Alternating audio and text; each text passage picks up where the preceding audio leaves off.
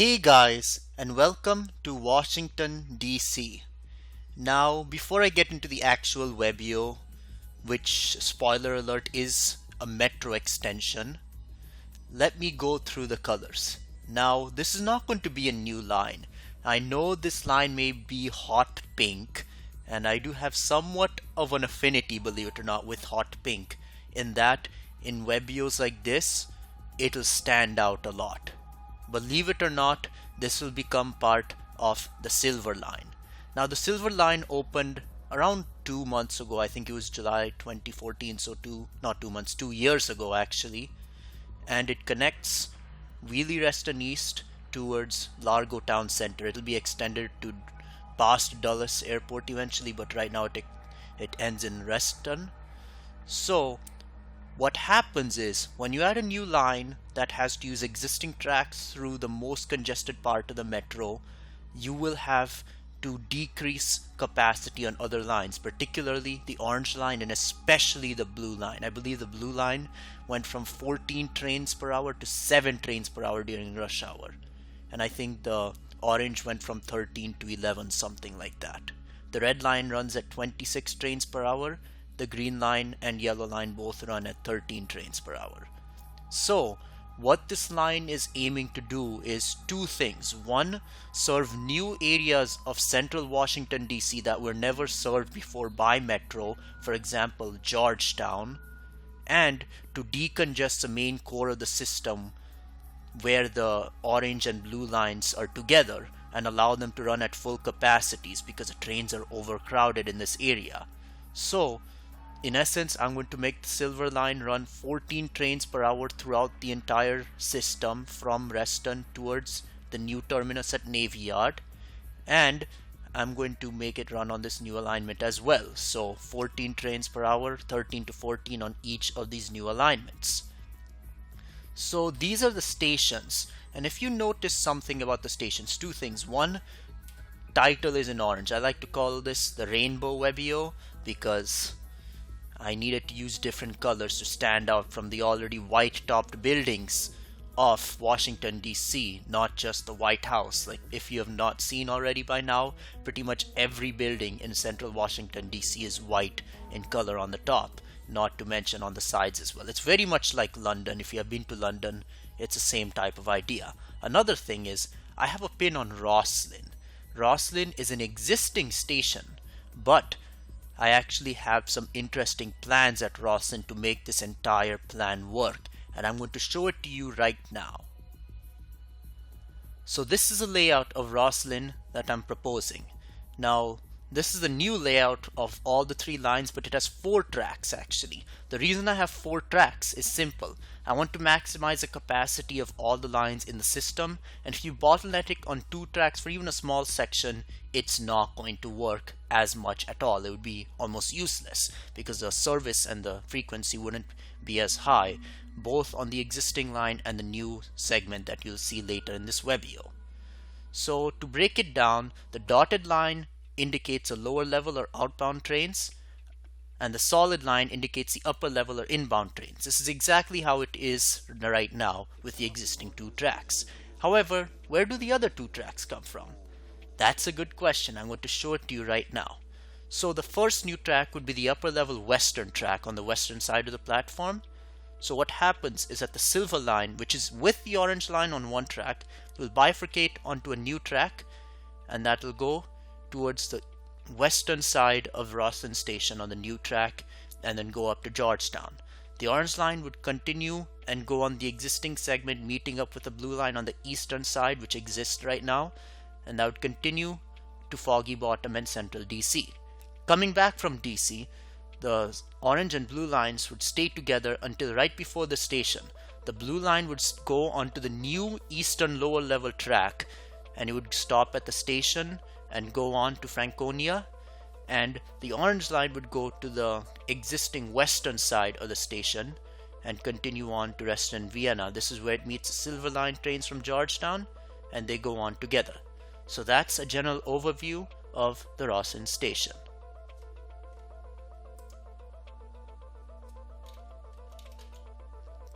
Now, after that, I want to actually get into the station layout.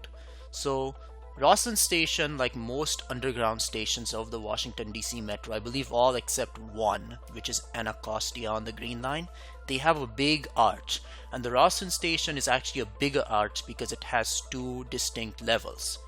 So the existing tracks that are there are this one right here, the orange and blue line, and the orange and silver line on the lower level. Keep in mind this is looking south actually, because I wanted to make the escalator bank go to the west, and if I flip this to make it go north, it would like make a big text crash, if you would like to call it, with the title, which I always like, in the upper left, so that would not really work. But anyways, these are the existing things, and the new plan that I'm making will make the orange line and blue line go on the upper level eastern right here. By the way, if these are how I abbreviate it, you may not really agree with that, but I couldn't fit the entire word, so that's how I do it. I just did the first two letters like silver, I made it SV. But yeah, I believe that's how Metro does it, but if not, you can correct me on that. But anyways, these two are the existing tracks and these two are the new tracks. Now, existingly, there's a bridge that connects towards a platform over the existing lower track that goes to a big escalator bank. That will have to change. So what I do is that I have lifts and stairs connecting the lower and upper level platform which exist, but then I have a new set of lift and stairs that go up to a new ticket section which is located above the arch. And you may be like, this is not enough room. Well, if you have not known this, I'm going to give you a little bit of facts now. This is the third deepest station of the Washington DC Metro. I believe it's 196 feet below the surface if I remember correctly. Forest Glen is the deepest at 232 and Wheaton is the second deepest. Wheaton has the longest escalator in the world and Forest Glen only has elevators, but yeah. What I'm trying to say is that there's sufficiently a lot of ground to cover before you reach the actual ground level. There's a lot of dirt, soil, rock, all of that. So the escalator bank would still be really long. It won't be quite as long. It would probably be around, I would say would be 170, not 170, maybe 160 feet below the surface. So the escalator bank would be around 320 feet long on lengthwise or 160 feet vertical rise. Obviously there's going to be another lift going to the surface, but I couldn't depict it right now. I would not make it as clean as the other picture, but assuming there's another lift. This will cause some money to be needed to make this, but it won't be as much as creating an entire new arch and station. So that's why I think this is the best solution for Rosslyn. So with that out of the way, let's go back to Google Earth. And that was Rosslyn Station in a nutshell. I couldn't even fathom trying to depict the situation here, so I had to do it on PowerPoint. But with that out of the way, let's continue on. So the blue and orange line, it would just be the blue and orange, now it's all three, but it would just be blue and orange, would continue across the river to Foggy Bottom, and it would go to George Washington University. That's significant because a new silver line, or the hot pink extension as I call it, would continue under the Potomac River, but you would continue straight north and go to another university, Georgetown University. Now, I would say there's probably a big rivalry between Georgetown and George Washington, but either way, this station is vital for the system. Georgetown, and especially Georgetown University. Now, if you go to a university, you'll realize many universities don't allow any private vehicles. So all these people, if they want to go to central DC, not to say that Georgetown doesn't have anything, that's another reason why I have this station, but if they want to go to central DC, they have to take a bus. With the new line, they can take this right here and connect to another line to go south towards the main mall area. That's basically it about Georgetown. Lot of student population, they're guaranteed to use this line. So after that, next station is simply Georgetown. And I forgot to mention it, but these two stations will have to be relatively deep, especially Georgetown University, because just from a river, it's going to go under land that's more than 100 feet off sea level, and Potomac River is essentially sea level. It's like 2 or 3 feet above sea level. So it's going to be deep. Not as deep as Rosslyn. Maybe this will be like 140, 150 feet. Rosslyn is 196 feet, but pretty close. Georgetown won't be as deep, but then it has to cross this park right here, the Rock Creek Park. So there will have to be a deep tunnel again. But Georgetown, lots of shops, a big tourist destination. You'll see a lot of tourist buses come here. Why not build a metro station here? That will definitely help the economy. Also, I was reading online, Georgetown has an average public ridership rate much more than the average of Washington DC, and that's without a metro. So imagine what that would be like with the metro. Now obviously feeder buses would still be required, but I think Georgetown's a good up and coming area that deserves a metro station. Another thing to point out is, why didn't they just build a line like this? Go like this, go to Georgetown, and then after Georgetown cut like this to Foggy Bottom. It may have actually been cheaper like this because you're not going under a long segment of the Potomac River. You're going under it for like half the length, and tunneling under rivers is really expensive. So this may have been almost the same cost, and it would serve a new neighborhood that wasn't served before. But that's beyond the question. They must have had the reasons back then, I want to argue. But now Georgetown is a needed station.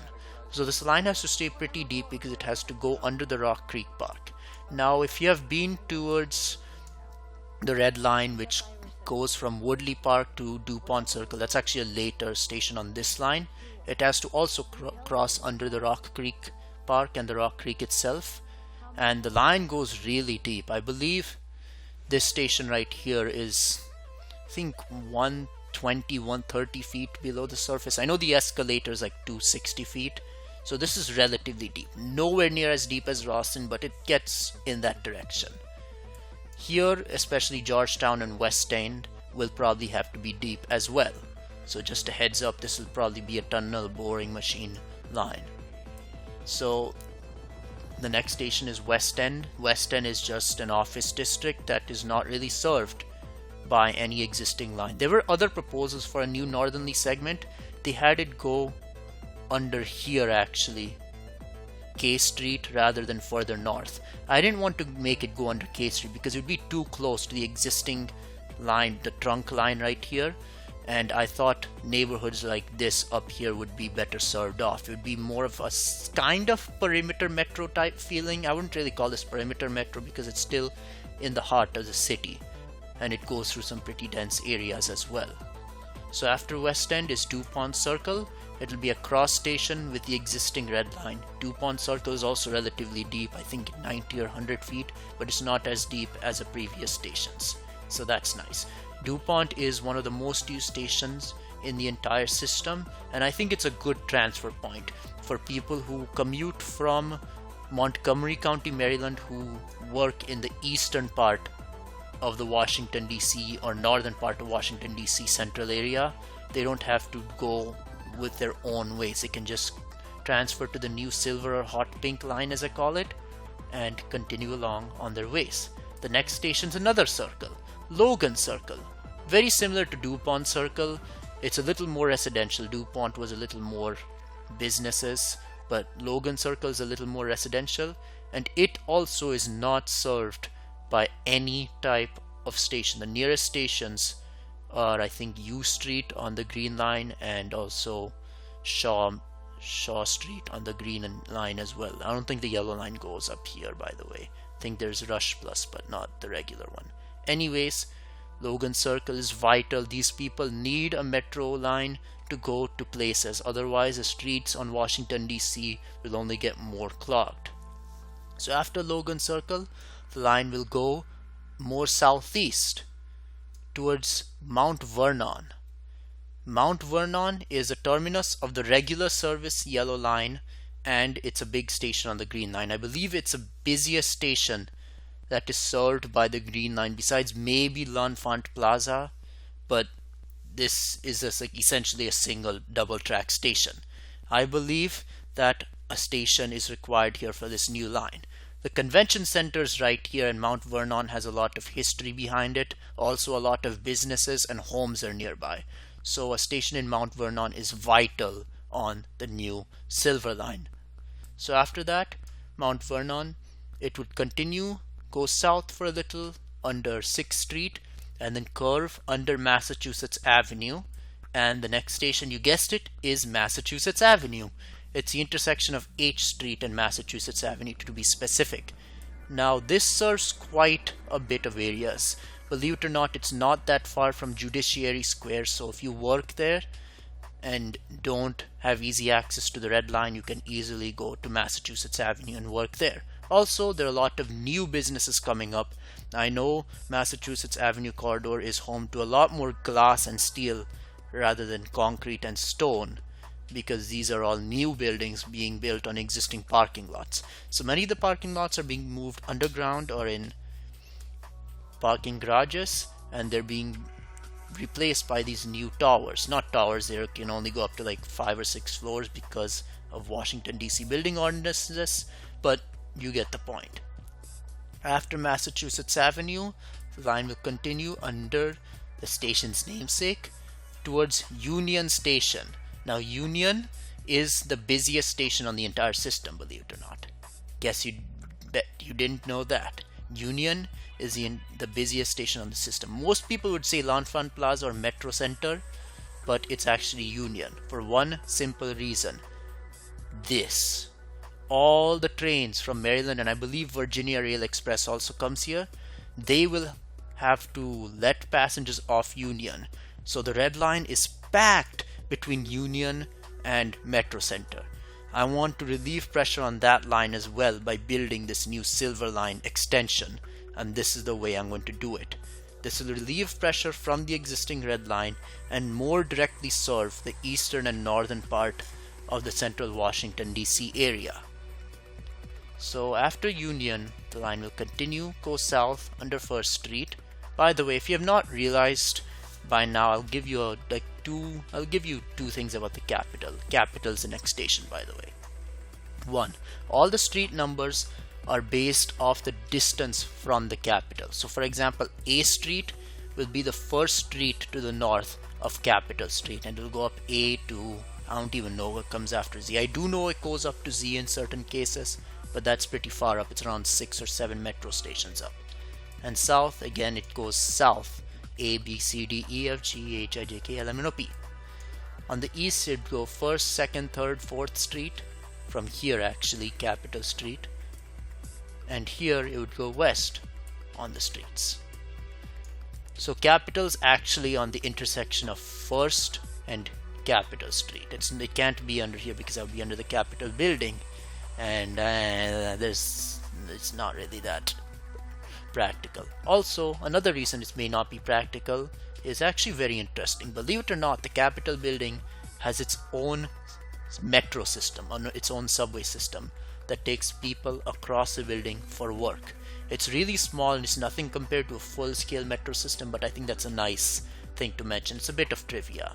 The Capitol building's also the biggest building by floor area in Washington DC. And this line also serves the second biggest building by floor area, which is back here at the Convention Center in Mount Vernon. So Capitol, the reason of that station is obvious. Lots of people work there. Also, the Supreme Court is right here, so it's a no-brainer to build a station here. It's also along the line, so yeah. Next station after Capitol, if you go south of Capitol, you reach Capitol South. Now, I don't know if this station should remain its name, but I called it Capitol South because that's the existing name of the station. It is an interchange with the existing blue and orange lines that will go east to west along here. So this will be a cross station. It's a relatively shallow station too, so it will probably be a simple cross would work. And this would be a busy transfer station, so more entrances would have to be built to allow commuters to transfer to go up towards the northern reaches of the central area, or for people coming along here to go to the Navy Yard without having to deal with L'Enfant Plaza. So after Capitol South is the last station, Navy Yard. Navy Yard is an up and coming area, very similar to Georgetown, though more so than Georgetown actually. Close to the baseball stadium, close to a lot of new residential areas actually. So I see a lot of people commuting from here up towards the more central business district of Washington DC where they work. They can either take the green line or they can take the silver or hot pink line. And that's it. That is the entire line. Now, there were other proposals, but I think this is the best proposal. There were other ones that were making this go actually towards the eastern suburbs. I was considering that as well, and that could be another line in the future. But as of now, I think a link towards the south is much more valuable. It becomes very similar to like a perimeter metro in that way, but not really. It still serves the downtown area, just a little more outskirts of the downtown, but it's a downtown nonetheless. So these people will like to travel from here to here, for example. They don't have to cut through the center city, they can just go around it. So that's basically it. Thank you and goodbye.